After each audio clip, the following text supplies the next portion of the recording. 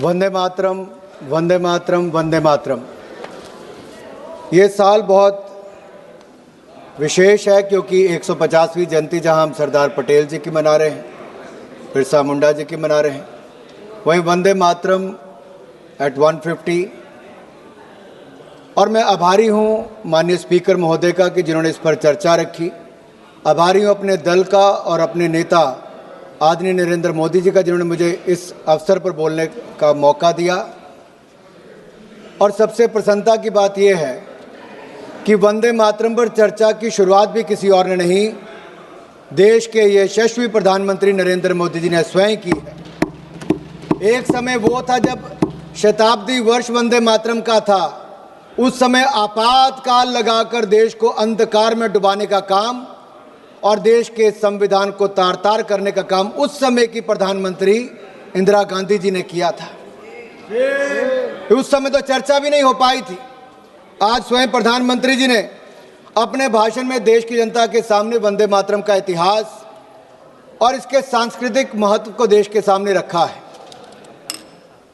मैं यही कहूँगा, एक तरह से आने वाली पीढ़ियों के लिए वो एक बहुत बड़ा डॉक्यूमेंट, एक प्रेरणादायक बनेगा, एक ऐसा दस्तावेज जिस पर 150 साल पुरानी जितनी हमारी घटनाएं घटी, कैसे वंदे मातरम ने देश को एकजुट करके रखा। और वंदे मातरम, माननीय सभापति जी, केवल एक गीत नहीं, ये महामंत्र है। और मैं तो आप सबके सामने कहना चाहता हूँ कि वंदे मातरम कोई धार्मिक गीत नहीं है, किसी व्यक्ति, दल या किसी राज्य का गीत नहीं। वंदे मातरम राष्ट्र की आत्मा का गीत है। वंदे मातरम भारत के गौरव का गीत है। वंदे मातरम भारत की आशाओं आकांक्षाओं का सुरमई गीत है। भारतीय संस्कृति और विरासत का प्रतीक है। वंदे मातरम सिर्फ गीत नहीं बल्कि राष्ट्रीय प्रेम की रीत है और इसलिए कांग्रेस इससे भयभीत है। और भयभीत तो इतनी है साहब कि जब इसकी चर्चा शुरू हुई, माननीय प्रधानमंत्री जी सदन में थे, तब भी जिस परिवार को दशकों तक इस देश में नेतृत्व करने का मौका मिला, उसके 2 सदस्य सदन में ही उपस्थित नहीं थे। इतना भय, या मैं तो कहूंगा पंडित नेहरू जी ने तो वंदे मातरम को छांट दिया था, काट दिया था, उसके बाद देश को बांट दिया था। उन्होंने 2 स्टैंजा तक सीमित कर दिया था। राहुल जी ने केवल 1 लाइन गाने के लिए मजबूर कर दिया था। आज जब चर्चा हुई तो दोनों गायब ही रह गए। लेकिन मैंने सुना है अभी गलियारों में चर्चा थी कि शायद पिछले 5 दिन से प्रियंका जी मेहनत कर रही हैं, याद कर रही हैं, आज पूरा वंदे मातरम, पूरा सभी स्टैंजा बगैर पढ़े यहाँ पर गाने वाली है। मैंने सुना, बाहर चर्चा चल रही थी ऐसी। अब उसका भी इंतजार रहेगा। जो इतने महापाप किए हैं, अब महापाप का प्रायश्चित करने का समय भी आ गया है। वंदे मातरम के जो हिस्से जो पंडित जवाहरलाल नेहरू जी के कहने से काटे गए थे, उन हिस्सों के बड़े किस्से हैं। राहुल जी होते तो जरूर सुनाते हैं उनको। उन हिस्सों में मां दुर्गा की स्तुति थी, शक्ति की आराधना थी, और इन हिस्सों को हटाना भारत की आत्मा को चीरने जैसा था। माननीय सभापति जी, वंदे मातरम का संक्षिप्त इतिहास पर मैं कुछ कहना चाहूंगा। 7 नवंबर 1875 के दिन भारत माता के महान सपूत, संत, साधक, साहित्यकार बंकिम चंद्र चट्टोपाध्याय जी ने इसकी रचना की।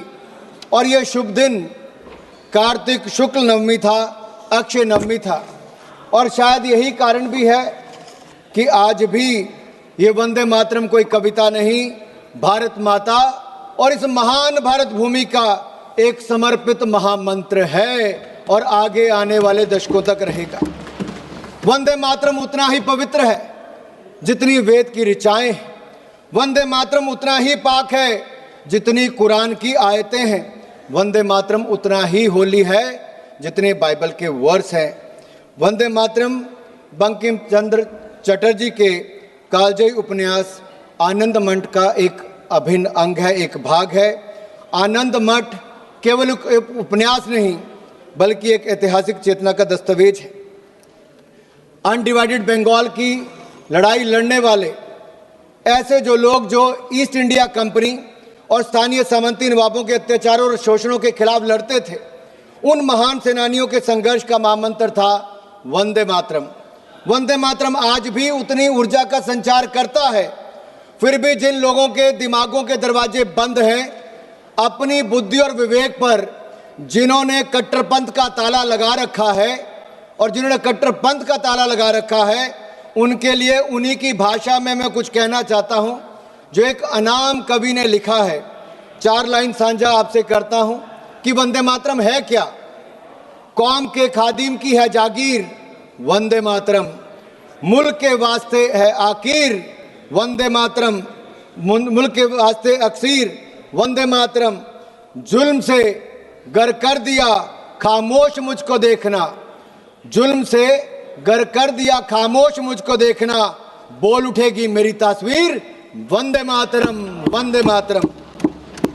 अध्यक्ष महोदय, एक बहुत बड़े बंगाली साहित्यकार, इस्लामिक स्कॉलर हुए रियाजुल करीम, उन्होंने एक किताब लिखी थी, एक लेख लिखा था, इस्लाम और वंदे मातरम। मैं इस्लाम इसलिए कह रहा हूं कि मुझसे पहले के कांग्रेस, डीएमके और अन्य वक्ताओं ने कहा कि मुस्लिम इसके विरोधी थे। नहीं साहब, मैं इसकी सच्चाई पर आपके प्रकाश डालना चाहता हूं। उन्होंने वंदे मातरम के समर्थन में एक लेख लिखा, इस्लाम और वंदे मातरम। रियाजुल करीम ने लिखा कि साजिश के तहत वंदे मातरम का विरोध शुरू करवाया गया ताकि मुसलमानों को स्वतंत्रता संग्राम के आंदोलन से धीरे धीरे हटा दिया जाए। रियाजुल करीम ने लिखा कि वंदे मातरम वह गीत है जो गीत गूंगों को जबान दे दे, जो कमजोर दिल के थे उनको साहस दे दे, जो सन्यासी विद्रोही हो या भारत का स्वतंत्रता संग्राम या फिर देश के लिए सीमाओं पर लड़ने वाले जवान हो, वंदे मातरम के उद्घोष से ऐसा जोश पैदा होता हो कि मुर्दों में भी जान फूंक दे, मुर्दों में भी जान फूंक दे। बढ़ते कदम रुक जाते हैं, सर तन जाते हैं गरूर से। बढ़ते कदम रुक जाते हैं, सर तन जाते हैं गरूर से, कान में पहुंची जहां झंकार, वंदे मातरम, वंदे मातरम।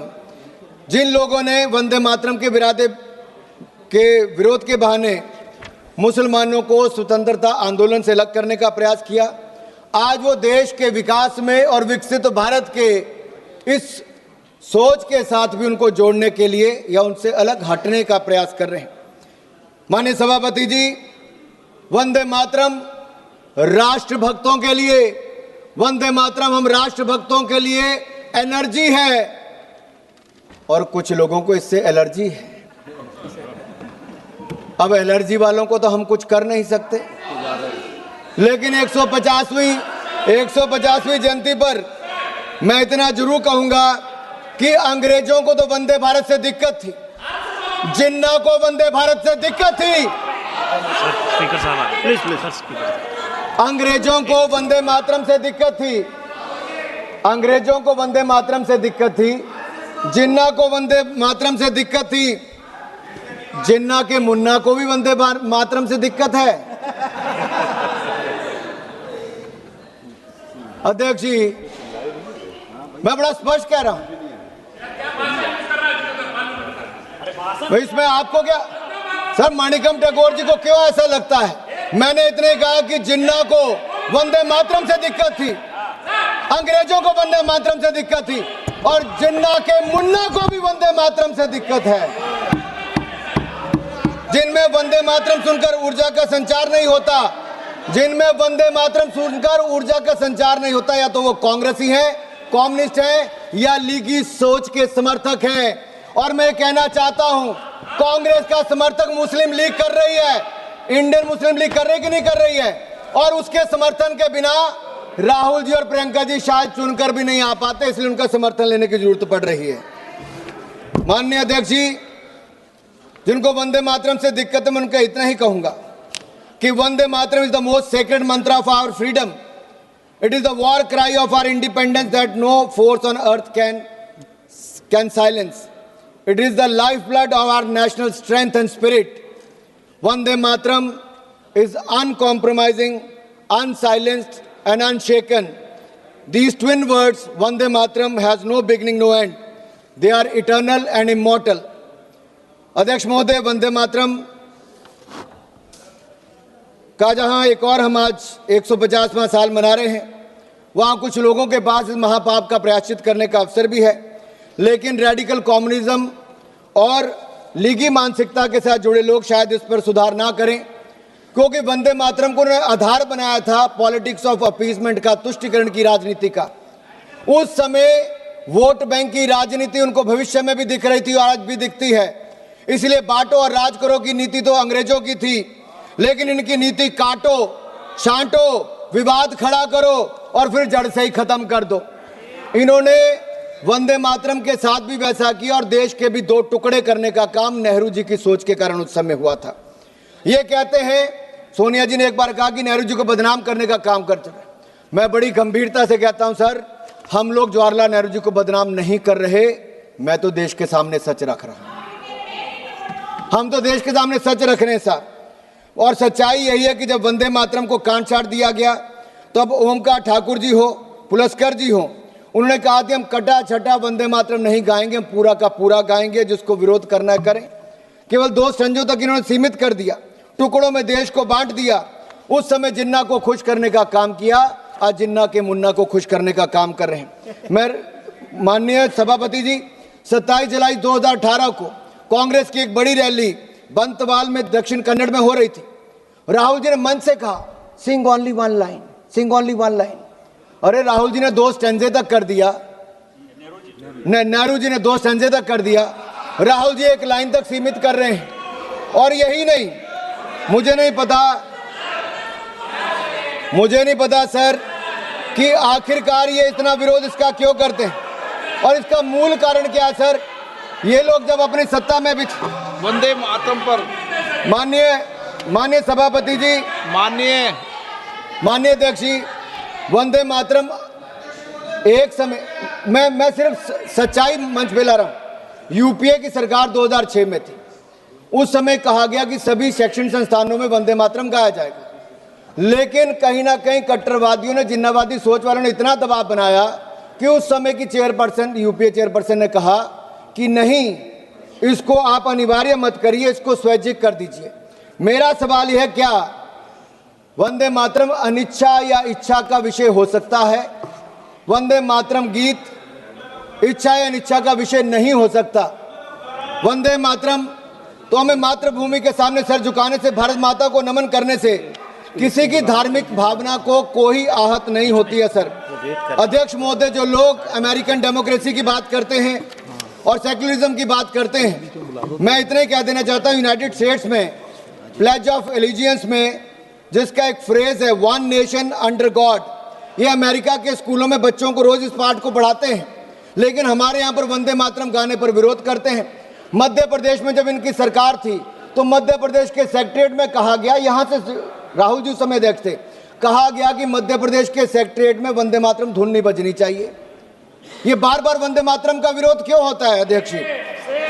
और यही नहीं, क्या 2009 में वोट बैंक की राजनीति के लिए उस समय के होम मिनिस्टर पी चिदम्बरम जी देवबंद में जमाते उलमा हिंद के 30th जनरल सेशन में गए, और पी चिदम्बरम जी जिस सेशन में गए, वंदे मातरम के विरोध में रेजोल्यूशन वहां पर पास हुआ। कांग्रेस पार्टी को इसका जवाब देना चाहिए कि एक नहीं, एक के बाद दूसरा सबने किया। सर बड़े मियां तो बड़े मियां, छोटे मियां, सुभान अल्लाह। 2019 में भोपाल सेंट्रल से कांग्रेस के एमएलए हुआ करते थे आरिफ मसूद, एक सार्वजनिक कार्यक्रम में उन्होंने कहा कि शरिया कानून के अंतर्गत वंदे मातरम बोलने से मना कर दिया। सर मैं पूछना चाहता हूं, क्या वंदे मातरम के गान पर रोक लगाना चाहिए?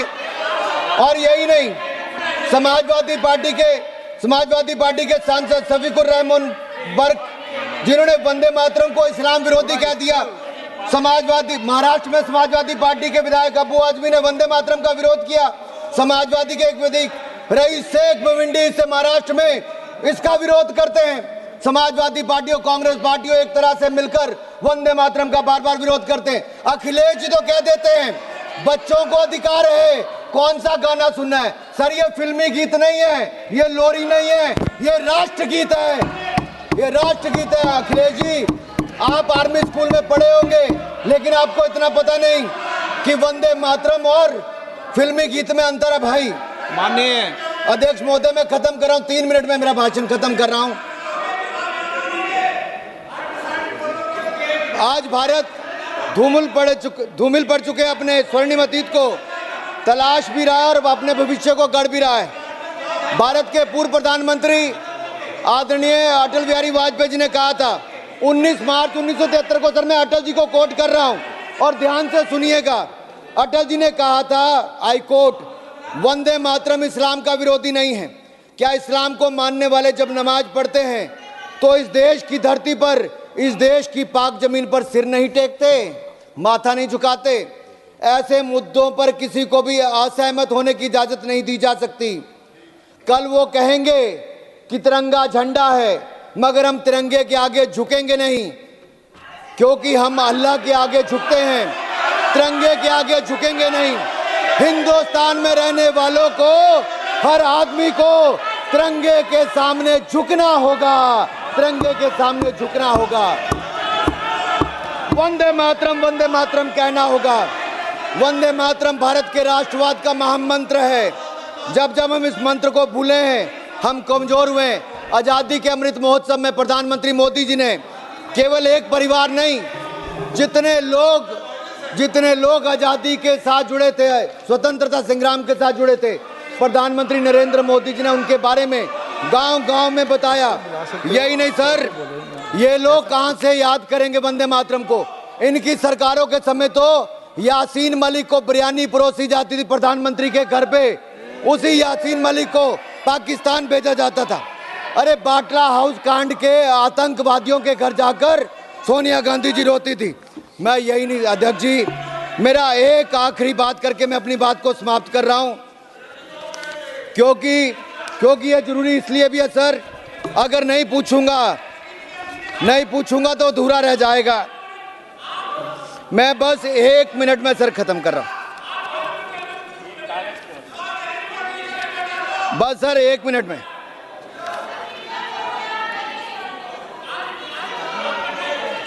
नहीं, ये लोग बहुत हल्ला कर रहे हैं सर।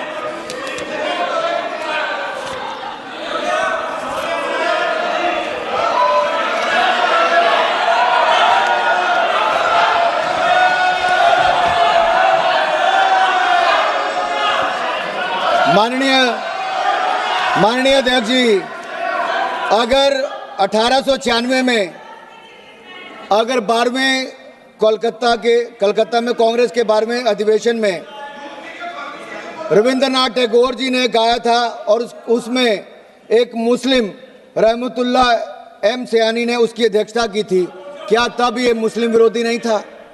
1905 में बंगाल के बारिसाल में चित्तरंजन गुहा जी ने वंदे मातरम के लिए अपना खून बहाया। 1907 में वंदे मातरम गाते गाते सुशील चंद्र सेन ने कोड़े की सजा झेली। 1908 में खुदीराम बोस ने वंदे मातरम गाते फांसी चढ़ ली। 1909 में मदनलाल ढींगरा ने वंदे मातरम बोल लंदन में फांसी से जूझ गए। 1927 में राम प्रसाद मिस्मिल ने वंदे मातरम बोलकर फांसी चढ़ गए। 1971 में कलकत्ता में जब दिनेश चंद्र गुप्त वंदे मातरम का उद्घोष किया तो पूरी जेल में सलाखे हिलाते हुए सर जब फांसी की सजा हुई सबने वंदे मातरम कहा। देश को आजादी भी दिलाई, जितनी लाठियां चली उससे ज्यादा दुगनी आवाज वंदे मातरम के जय घोष से हुई। आज 150वीं जयंती पर इस सदन से भी वो आवाज गूंजनी चाहिए। मैं कहता हूं वंदे मातरम, वंदे वंदे वंदे वंदे वंदे। सर यही हमें कहना है, हमें इसको सर मेरा इतना ही कहना है कि ये बार बार मानिकम जी कितना विरोध वंदे मातरम का करोगे? मानिकम जी कितना विरोध वंदे मातरम का करोगे? अध्यक्ष महोदय एक सवाल पूछ के मैं अपनी बात खत्म, आखिरी सवाल है, आखिर वो कौन सी मानसिकता है जिस एक शब्द, जिस कविता ने राष्ट्रवाद का ज्वार पैदा कर दिया अंग्रेजों से लड़ने के लिए, आज चंद लोग उसका विरोध करते हैं। जिस वंदे मातरम पर हजारों स्वतंत्रता सेनानियों ने देश के लिए अपने जान न्यौछावर कर दी, आज उससे दिक्कत है। जिस वंदे मातरम की धुन विश्व कवि रविंद्रनाथ टैगोर ने दी, उससे दिक्कत है। जिस वंदे मातरम को गाया लता दीदी ने उससे दिक्कत है। AR रहमान ने जिसको माँ तुझे सलाम में जगह दी उससे दिक्कत है। जिस वंदे मातरम चंद्रशेखर आजाद, सरदार भगत सिंह, मदन लाल ढींगरा, वीर सावरकर, राम प्रसाद बिस्मिल जैसे क्रांतिकारियों का अभिवादन था उससे दिक्कत है। जिस वंदे मातरम का नारा लगने की वजह से हेडगेवार जी को स्कूल से निकाला गया उससे दिक्कत है। जिस वंदे मातरम के समर्थन में लेख छपने के कारण लोकमान्य बाल गंगाधर तिलक को देश निकाल मिला उससे दिक्कत है। जिस वंदे मातरम को राष्ट्रगीत का सम्मान प्राप्त हुआ उससे दिक्कत है। आपको दिक्कत किससे है?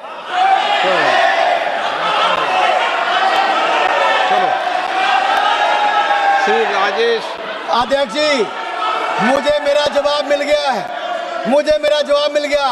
इन्होंने कहा कि इनको दिक्कत हमसे है और मैंने पहले कहा था हमें वंदे मातरम से एनर्जी मिलती है, कुछ को वंदे मातरम से एलर्जी होती है राजेश और ये एलर्जी दिखती है। मैं एक बार फिर वंदे मातरम 150 पर आपने सदन में चर्चा करवाई, देश के सामने इतिहास और सच को लाने का अवसर दिया। माननीय प्रधानमंत्री जी ने देश के सामने के इतिहास को और वास्तविकता को रखा। कैसे वंदे मातरम गीत आज एक महामंत्र के रूप में 150 देशवासियों को इकट्ठा करता रहा। मैं माननीय प्रधानमंत्री जी को इसकी शुरुआत करने के लिए जहां एक और धन्यवाद देता हूं, साधुवाद देता हूं, वहीं आपका धन्यवाद करते हुए अपना स्थान लेता हूं। वंदे